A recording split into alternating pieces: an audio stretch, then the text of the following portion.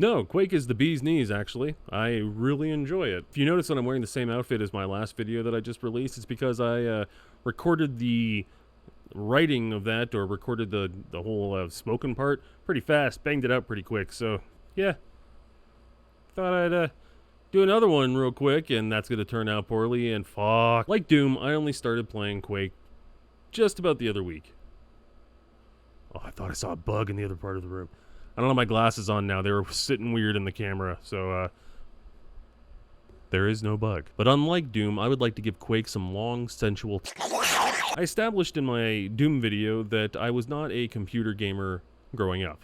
I was a console gamer.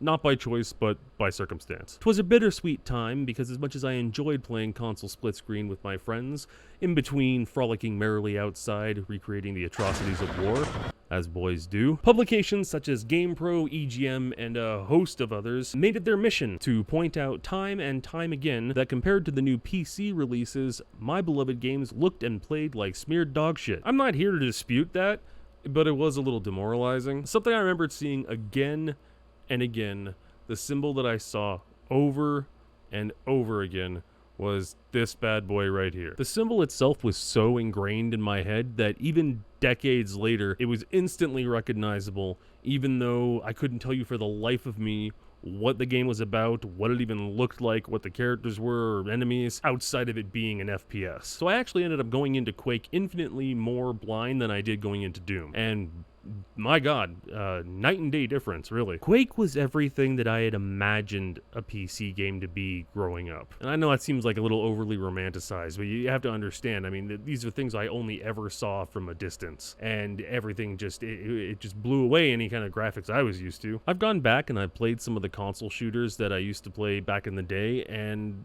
the way they handle is... sluggish, like a wet sponge. Yeah. Whereas this game, even though from 96, handles just oh so buttery smooth. The actual amount of control I have is almost too powerful. I still very much enjoy console, and I will always prefer controllers when it comes to side-scrolling platformers, which I'm a big fan of. But I do think I'm starting to piece by piece understand why the PC gamers looked down their noses at us the way they did. It feels like when you talk to somebody who only drives manual and say it's superior to automatic because you feel way more in control of the car. Sarah. That being said, I do feel a lot more one with the game, especially since I downloaded the enhanced version for my Xbox as well and played it for all of 3 minutes before nearly hucking my controller off my 11th floor balcony. I understand the games were separated by roughly 3 years, but it truly is amazing how much more I love Quake, or just how much I do love Quake compared to how I feel about the original Doom, seeing as I gave them both a proper play